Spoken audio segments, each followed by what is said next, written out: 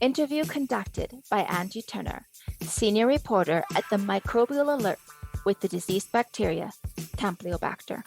Each year in the United States, foodborne pathogen Campylobacter is responsible for food poisoning in at least 20 out of every 100,000 people. But our guest today wants us to know the real story of Campylobacter. So let's meet Camp the Campylobacter from beyond the grave.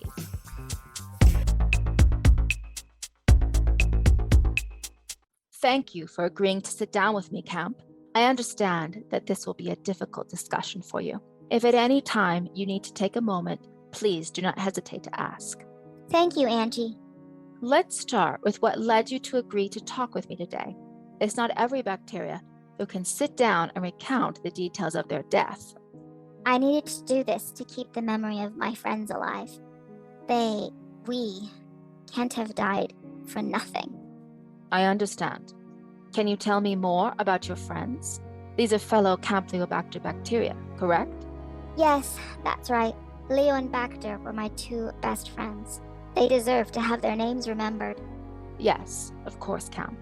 Would you feel comfortable sharing your journey with me? I understand your natural environment is the gut microbiome of a chicken. Yes, we were all born, well, not born, but cloned, in the gut microbiome of a chicken. That was our home. We would have lived our whole lives there. We never wanted to enter that human and give it food poisoning. I want to stress, we are not evil. We never asked for our home to be slaughtered or to be dragged off to a food processing plant, bombed with sanitizers, tortured with extreme heat. We never asked for any of this. It's not our fault we fought to survive. Wouldn't you? That's a moving point, Camp. We all have the fight for survival inside us, though few humans' survival depends on spreading illness to others. What exactly is it Campylobacter do to humans? We aren't life-threatening. Well, only sometimes. To young children, the elderly, the immune-compromised. To them we can be. But my friends and I ended up inside a healthy adult. Adults only get sick for like 3 to 6 days. We can't help it if humans try to reject us with vomiting and diarrhea that's often bloody, fevers and headaches and abdominal pain. If they hadn't eaten us and undercooked and raw meat, we never would have been in their bodies in the first place. You can't lay this at our door. I see this as an upsetting topic for you, Camp. But while Campylobacter do not intend humans harm, the fact is you do harm us. But let's leave that aside and talk about your journey. Tell me about your home, the gut microbiome of a chicken. Do all Campylobacter live inside chickens? Most do, but we can live in other animals' digestive tracts too, like cows or turkeys, and we're perfectly happy there. We don't ask to be pushed out of our homes through animal feces and get into the water supply. It's not our fault if people use water that we're trying to survive in to wash fruits and vegetables or drink before the humans' horrible water treatment plants have tried to kill us all, or hot, boiling, scalding water has tried to massacre us. We didn't ask for any of this. Of course not, Camp. It sounds like you were living peacefully in your natural environment before you were forcibly dispossessed. So, you and your friends were victims of the digestive system and were evicted from your homes through feces production? No, though I did lose some other friends that way.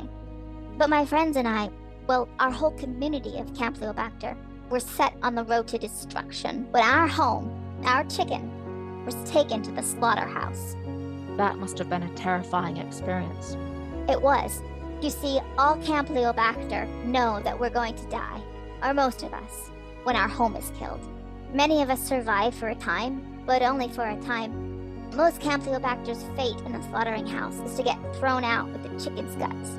But you see, the guts, they aren't living organs anymore, and it's only a matter of time before we die.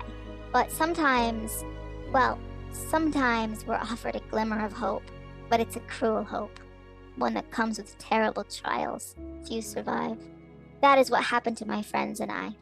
Our chicken's guts were punctured in the slaughtering process, and we broke out and contaminated the meat of the chicken.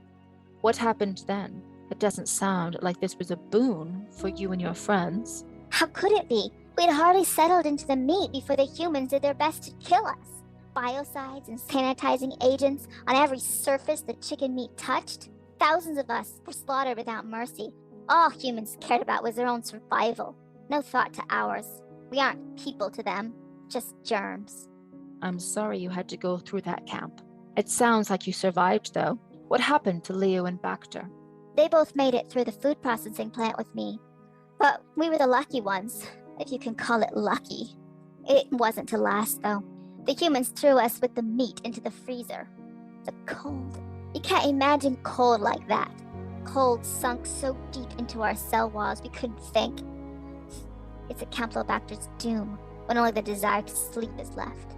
Too cold to do anything. Can't eat, can't move, certainly can't replicate. Better a quick death than freezing. You survived, though. Yes, but I took no joy in it. Bacter, he didn't make it. And the exhaustion. I never felt the same after. We were taken from the freezer, offered a cruel window of hope as our meat home thawed and became livable again, only to be thrown into the fire, a hot, sizzling skillet. The heat. There was no escape.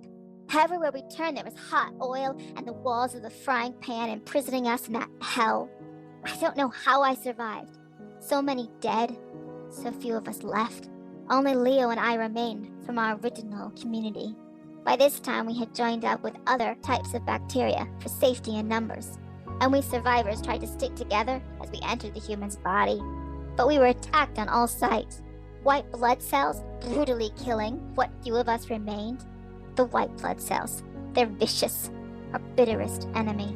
They gave us no mercy, no quarter. They were like wolves set loose to defend their territory. Do you need to take a moment? I understand how painful this must be to talk about. No, I need to finish this. There's not much more before the end. Leo survived. He met a Campylobacter in the human's gut microbiome that evolved to the next level. The stress pushing the cell to the limit. It had a suit of armor on. The armor made it resistant, able to fight off antibiotics. And if you don't know, the Campylobacter can pass on mutations to other Campylobacter by gene transfer. Leo took the offer and mutated to the next level, pulling on that resistant armor. But you have to understand, we had endured so much. I was so tired, and using that new gene, well, it's not free, is it? It takes a toll on your cells. I just didn't have the energy left, and I thought maybe the human wouldn't get really sick. So few do, not enough to seek a doctor and get antibiotics. Only those humans with weak immune systems, pregnant ones, or cancer patients. What are the chances, you know? Humans just call us food poisoning. They may get diarrhea, vomiting, stomach cramps, and fever, but they don't seek antibiotics. But I was wrong. The human got sick and went to the doctor. The human took antibiotics. And Leo and the others who had the armor survived. But those of us left out in the cold, too weak to armor up, we were vulnerable, and we didn't make it. I can't describe the moment of my death. I'm sorry, it's just too... Don't force yourself, Camp. You've told your story. The names and memory of you and your friends will live on, forever memorialized in your words here today. Thank you for sharing your story.